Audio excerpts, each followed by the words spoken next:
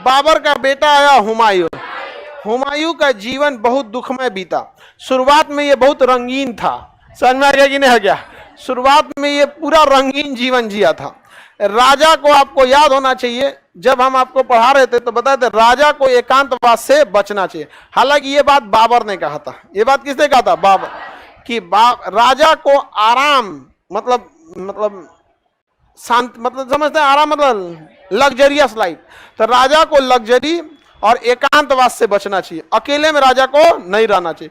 अकेले में रहेगा तो अकेले में हर इंसान आराम खोजने लगता है, समझ में आ गया ना? इसलिए देखिएगा ना, कभी भी बड़ी बड़ी मीटिंग्स जो होगी, चाहे प्रधानमंत्री की हो चाहे राष्ट्रपति की हो, उनके घर पे नहीं होगा। जब भी होगा ऑफिस में बढ़िया से, जबकि उनके घर में ऑफिस से ज्यादा व्यवस्था रहता है, बढ़िया ढंग से एकदम।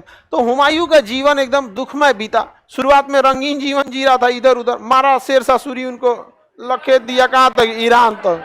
बाद में आया तो सीढ़ी पे से उलट गया, बाद में कहाँ उठा गया सीढ़ी पे, अब पूरा ढह गया, माथा उथा फूट गया, इससे पूरा टाका वाका लगा यहाँ पे। तब तक डॉक्टर कहा कि I am sorry, oh my God, चल गए आप। तो हुमायूं को कुछ टाइम ही नहीं मिला करने के लिए। उसके जीवन में सबसे बड़ी उपलब्धि ब्याह किया, और कोई उपलब्धि ही नहीं थी उसके जीवन की। बाबर तो खैर देखिए, बाबर जैसा भी था, लेकिन उसने जीवन भर केवल संघर्ष किया, ठीक है? आप भले अब कह दीजिए बाबर को, जो बाबर अगर भारत के शासकों की गलती नहीं रहती, बाबर नहीं आ सकता था, कभी नहीं आ सकता था। ये राणा संगा को क्या जरूरत है लेटर लिखला भी नहीं है? आलम खान लोधी, दौलत खान लोधी लेटर लिखे, आइए मारिए, तो मरबे करेगा वहां पे। अच्छा एक सोचिए, भारत उस समय कितना कमजोर हो गया था। ये छोटपैया राजा जो ना घर द्वार खेत खलियान कुछ नहीं है, दोनों आके मार के चल दिया है, समझ में नहीं आ गया? भारत के बुलाया जाने का मतलब यही ना कि आपके अंदर फूट है।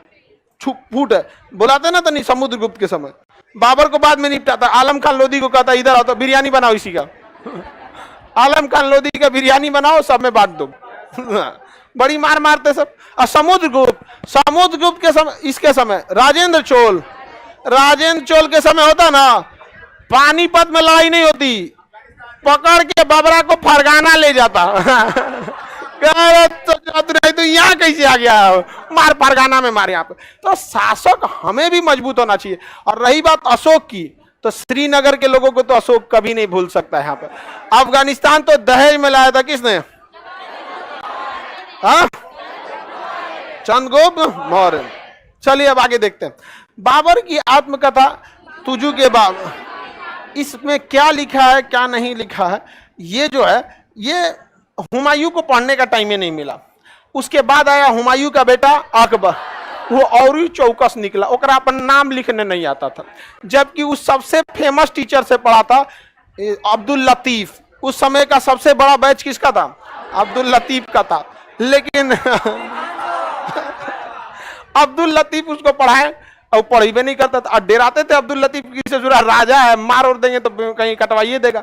तो कभी ये नहीं होना चाहिए। हमको देखते हैं थूरने में कोई कमी नहीं करते हैं, बहुत बढ़िया से थूरते हैं। इवन हमें लगता है कि पहली संस्था होगी जिसमें थूरने के लिए अलग से व्यवस्था रखा गया, एक अलग हॉल। समझ में आ गया कि नहीं आ गया? तो सब सारी व्यवस्था है, सब थुराते हैं सब। समझ में आ गया कि नहीं आ गया? लड़की भी थुराती है सब। समझ में आ गया कि नहीं? इसको पक्का लगने वाला है यहाँ पे। आपने आइयो एकदम कुपोषण